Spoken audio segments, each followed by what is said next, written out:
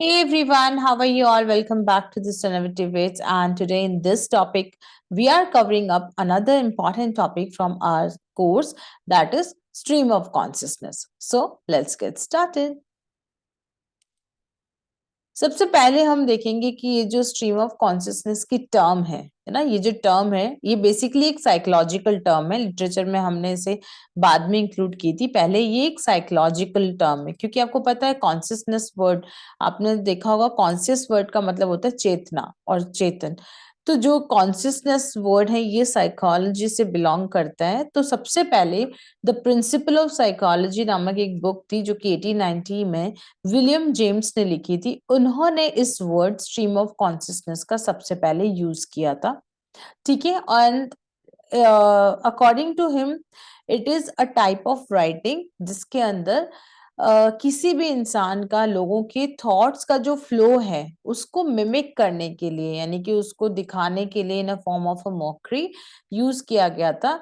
देखो, for example जब हम कभी कुछ सोचते हैं तो हमारा जो माइंड है, कभी भी आप एक जगह शांत बैठोगे और इस बात पे गौर करोगे तो आपको लगेगा कि अपना माइंड कभी इस बात पे जाएगा कभी उस बात, लेकिन माइंड जो है ना वो एक बार में एक थॉट नहीं बल्कि बहुत सारे थॉट्स का फ्लो चलता रहता है हमारे दिमाग में। तो जब किसी चीज का फ्लो चलता है उसको हम कहेंगे स्ट्रीम। स्ट्रीम का मतलब धारा, प्रवाह, है ना। तो जिस तरह से धारा बहती रहती है वैसे ही जो माइंड के अंदर बहुत सारे थॉट्स है ना वो चलते रहते हैं, बहते रहते हैं। और कॉन्शियसनेस यानी कि हमारे चेतन माइंड में जब हम एक के बाद एक के बाद एक थॉट सोचते रहते हैं तो उसे स्ट्रीम ऑफ कॉन्शियसनेस एक टर्म दी गई है साइकोलॉजी में। तो इसी स्ट्रीम ऑफ कॉन्शियसनेस का जो टेक्निक है जिसमें ये बताता है कि माइंड जो है ना वो हमेशा कुछ ना कुछ सोचता रहता है। ठीक है, तो उसको हमारे लिटरेचर के अंदर एक राइटिंग स्टाइल के अंदर, नरेटिव स्टाइल के अंदर बताया गया है कि आप स्ट्रीम ऑफ कॉन्शियसनेस की हेल्प से नरेट कर सकते हो, किसी स्टोरी को बता सकते हो। जैसे हमने देखा ड्रामेटिक होता है एक तरह का स्टोरी जिसमें ड्रामा होता है, एक प्लॉट होता है, कैरेक्टर्स होते हैं, लेकिन स्ट्रीम ऑफ कॉन्शियसनेस बिल्कुल अलग है। यानी यहाँ पे जो भी स्टोरी है, जो कुछ भी नरेट किया जा रहा है वो बेसिकली क्या है, एक थिंक, वो जो कोई भी पर्सन है वो जो सोच रहा है, जो कैरेक्टर है वो जो कुछ भी उसके दिमाग में चल रहा है उसको प्रेजेंट किया जाता है। ठीक है, और ये एक तरह से नॉन ड्रामेटिक होता है। Stream of consciousness technique uses unusual, often grammatically incorrect. मतलब अनयूजुअल क्यों? क्योंकि हमारे माइंड में कोई लॉजिकल चीजें नहीं आती, कभी कुछ कभी कुछ, तो वो उनका कोई पैटर्न नहीं होता, कोई कोहेरेंस नहीं होता। फिर वो ग्रामेटिकली करेक्ट हो, नॉट पॉसिबल और not necessity. And sentence structure full of incomplete thought, sentence structure भी कंप्लीट नहीं होता। हमारा माइंड जो है ना हमेशा जंप करता रहता है, कभी आप ये बात सोचोगे फिर दूसरी बात पर चले जाओगे फिर अगेन फर्स्ट बात। तो उसी चीज को एज इट इज प्रेजेंट किया जाता है in a narrative form and tangents to illustrate how a character thinks. तो बेसिकली स्ट्रीम ऑफ कॉन्शियसनेस के थ्रू किस तरह से एक कैरेक्टर सोचता है, वो कैरेक्टर कोई भी हो सकता है, तो जिस तरह से सोचता है उसका जो फ्लो है, उसके थॉट्स का जो फ्लो है उसको स्ट्रीम ऑफ कॉन्शियसनेस बताया गया है। और उसी के वे में एक स्टोरी को या उसके माइंड में जो कुछ चल रहा है उसको नरेट किया जाता है, यानी ऑडियंस को बताया जाता है। ठीक है, तो ये इसमें क्या होता है, जैसे हम प्लॉट होता है, कहानियां होती है या कोई और स्टोरी होती है, तो उसमें क्या होता है अलग अलग तरह के पॉइंट ऑफ व्यू होते हैं। लेकिन स्ट्रीम ऑफ कॉन्शियस में थ्रू आउट यदि आपकी बातें तो अलग अलग होगी, यानी थॉट्स अलग अलग होंगे, लेकिन जो पॉइंट ऑफ व्यू है वो सेम ही होता है। ठीक है, तो ये ध्यान में रखना है। तो पहला क्वेश्चन जो हमने यहाँ पे देखा कि ये किसने यूज किया साइकोलॉजी में, इसके अलावा एक और पर्सन का नाम यहाँ पर हमें देखना होगा जिनका नाम है मे सिंक्लेयर। Please note down.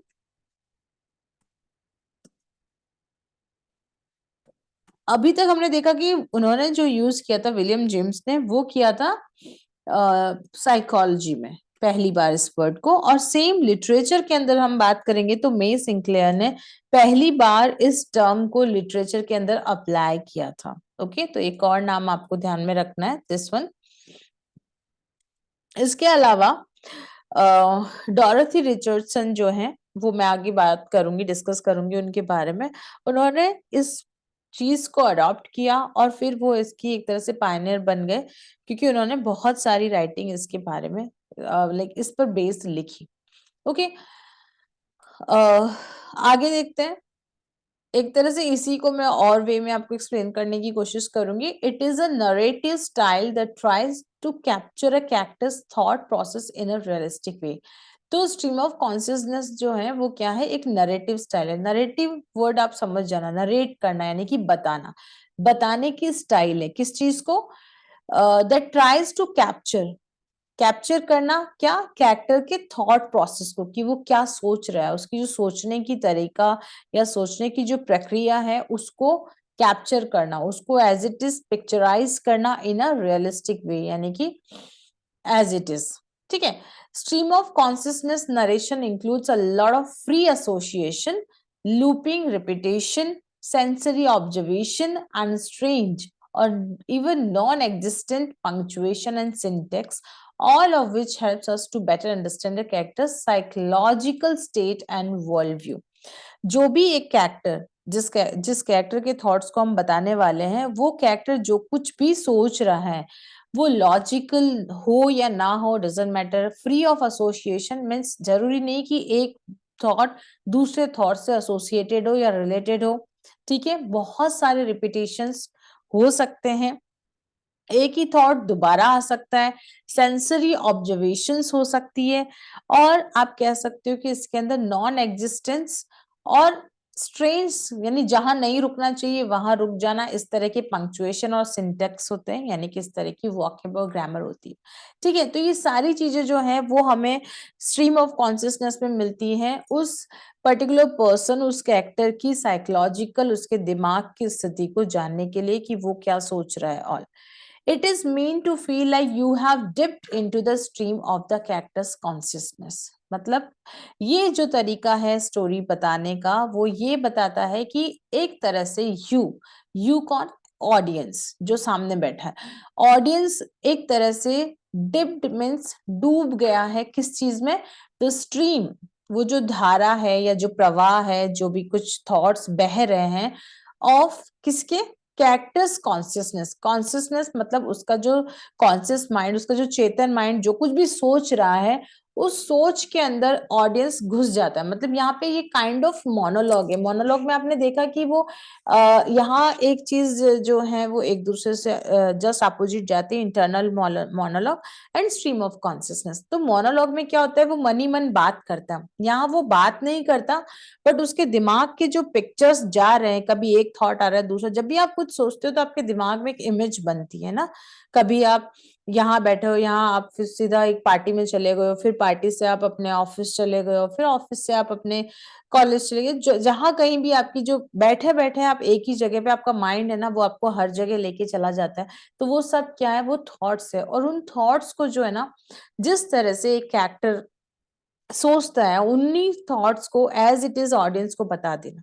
ठीक है, और like you are a fly on the wall of their mind, इस तरह से जैसे कि आप कैरेक्टर के दिमाग की के अंदर उड़ रहे हो, है ना, और आप हर एक चीज को देख रहे हो कि अच्छा ये भी सोच रहा है, ये भी सोच रहा है, ये भी सोच रहा है। तो it's a way to narrate a story or something which the character is thinking about. Okay,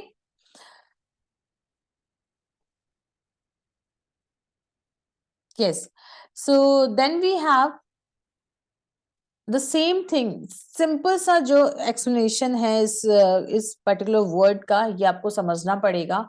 the term stream of consciousness also known as interior monologue, मैंने अभी बात की आपको इंटीरियर मोनोलॉग की, कि आप कह सकते हो कि इंटीरियर मोनोलॉग हो सकता है, कैरेक्टराइजेस the unbroken flow of thoughts. Unbroken flow मतलब ये कंटिन्यूस है। एक और जो कैरेक्टरिस्टिक्स हम बात करेंगे स्ट्रीम ऑफ कॉन्शियसनेस की, कि ये जो थॉट्स है ना ये कंटिन्यू है, यानी ये अनब्रोकन है, ये लगातार चलता रहता है। फ्लो जो है ना वो क्या है, कांस्टेंट है।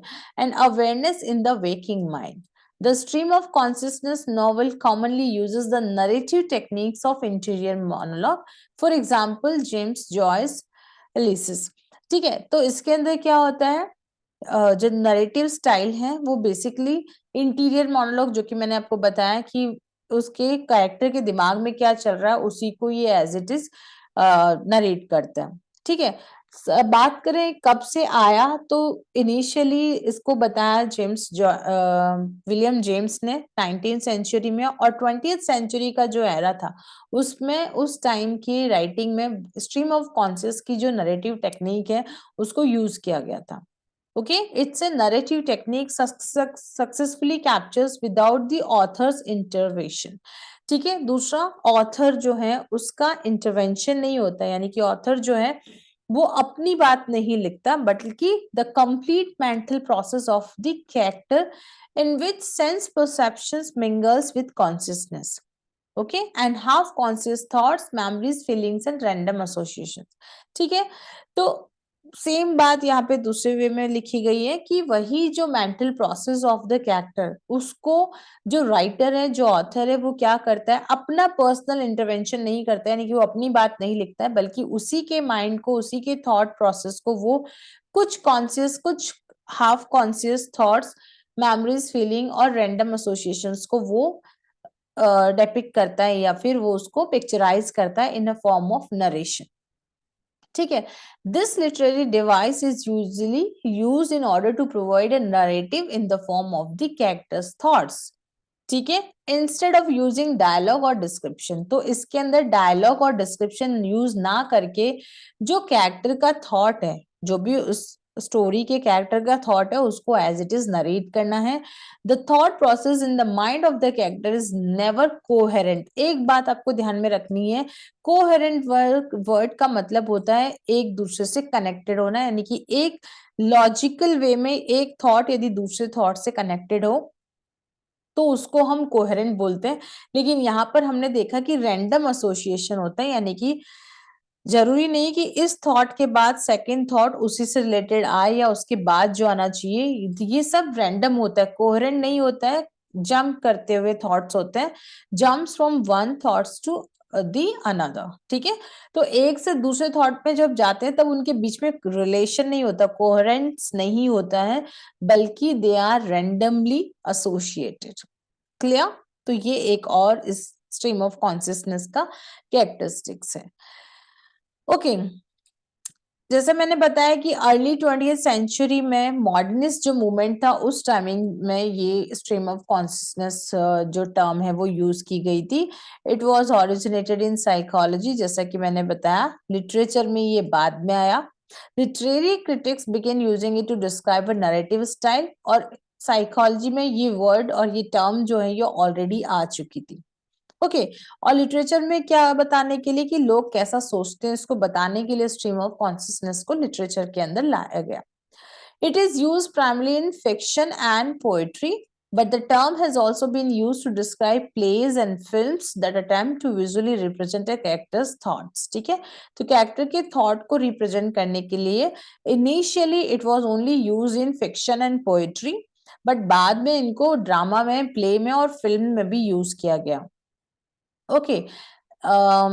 Writers use stream of consciousness not only to show what a character is thinking, but to actually replicate the experience of thinking. तो यहाँ पर राइटर का जो मकसद होता है वो सिर्फ ये नहीं कि ये कैरेक्टर क्या सोच रहा है उसकी बात को एज इट इज बता दो, बल्कि वो ये भी चाहता है कि उसका जो सोचने का जो एक्सपीरियंस है उसको वो दिखाना चाहता है, which allows the reader to enter the mind, जिससे कि हम उसके माइंड में जा सके as a reader, as an audience, and world of the character more fully. पूरी तरह से हम उस कैरेक्टर की दुनिया में, उसके थॉट्स में, उसके विचार में, उसके दिमाग में क्या चल रहा है उसको हम जान सकें।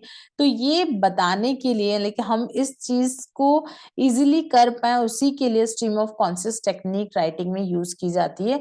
These all are the examples which are based on this particular technique, the stream of consciousness technique of writing. So these all are the important one which you can see. Virginia Woolf, sorry, ये दो बार लिखा गया है. The British Museum is Falling Down by David Lodge. Okay, and As I Lay Dying by William Faulkner. On the Road by Jack Kerouac. ठीक है, आपने यदि waiting for गोदो पढ़ा हो, यदि एक प्ले है तो वो भी स्ट्रीम ऑफ कॉन्शियसनेस पर ही बेस्ड है। So this was all about this particular topic. बहुत दिखने में थोड़ा सा कॉम्प्लिकेटेड है बट इसका कॉन्सेप्ट बहुत ही इजी है। आई होप आपको समझ में आ गया होगा। इन केस अभी भी कुछ डाउट रहता है तो your comments are always welcome. So thank you so much for watching this video. See you in the next. Good bye.